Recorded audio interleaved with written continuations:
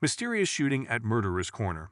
On April 1, 1922, Dominic Ferlano and Anthony Morocco were walking home from an evening out in downtown Scranton. When they got close to their homes in Bull's Head, they were ambushed by a gunman near the corner of Wood Street and Diamond Avenue. Morocco was uninjured in the shooting but was detained by police. After searching Morocco, he was found to have a revolver with 2 bullets missing from the chamber. Morocco claimed the shots were aimed at the fleeing suspect as he ran away from the scene.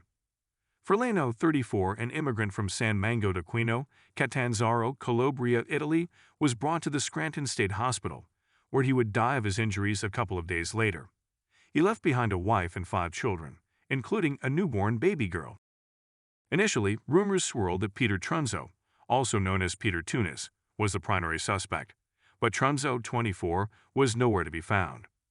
Police were initially hesitant to name Trunzo, also known as Greenhorn Pete, as the suspect, for he had just arrived in the U.S. a few months ago and couldn't speak any English.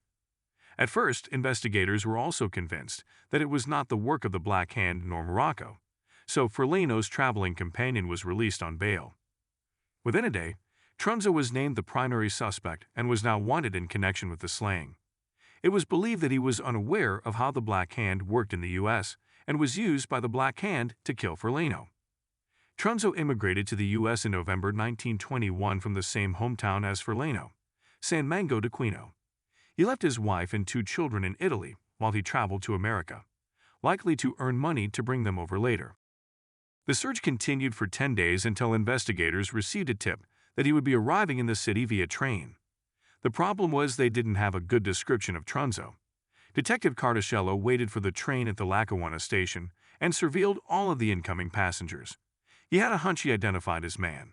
He followed the suspect to a lunchroom at Lackawanna and Adams, perhaps Tony Harding's, and sat down beside the man at the counter.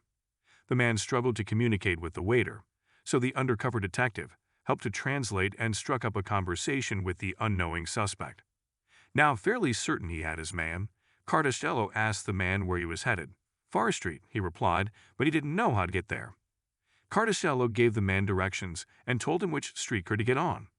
Then the detective and his partner followed the streetcar. The man exited the car and headed up North Main Avenue towards Bull's Head. That's when the detectives nabbed him. The man tried to conceal his identity, but quickly changed his tune.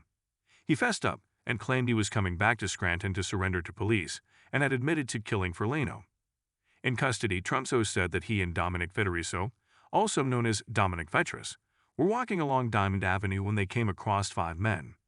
Trunzo said he greeted the men, but did not get a reply.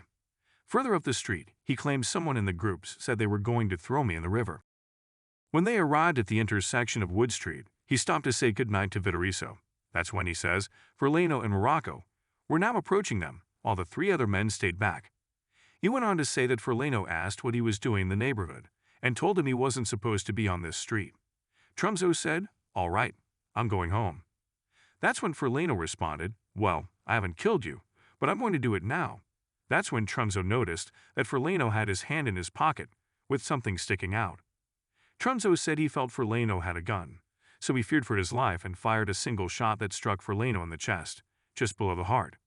Detectives believe that Trunzo's story is questionable, noting that they did find a gun on Morocco, with 2 empty chambers, but they leaned towards believing Morocco's story that he fired the shots at Trunzo as he ran away.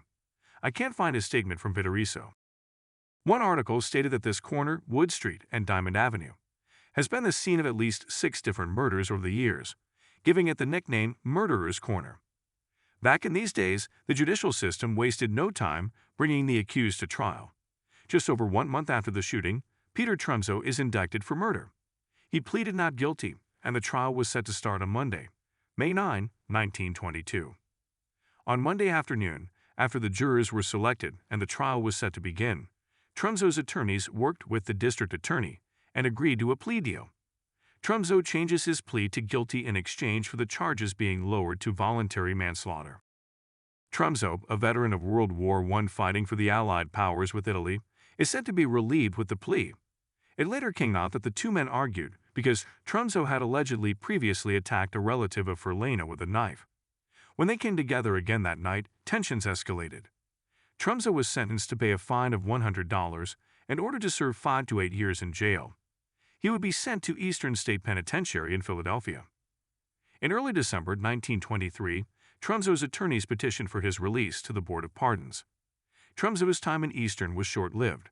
After serving less than 20 months on December 22, 1923, he was granted a pardon and released from jail. I can't find any information as to why a pardon was granted, but he was among 26 inmates to receive a pardon that day. As a side note, Pascual Tunis, or Trumzo, was involved in a deadly confrontation a few years after this incident. I covered that in my double murder in Bull's Head post.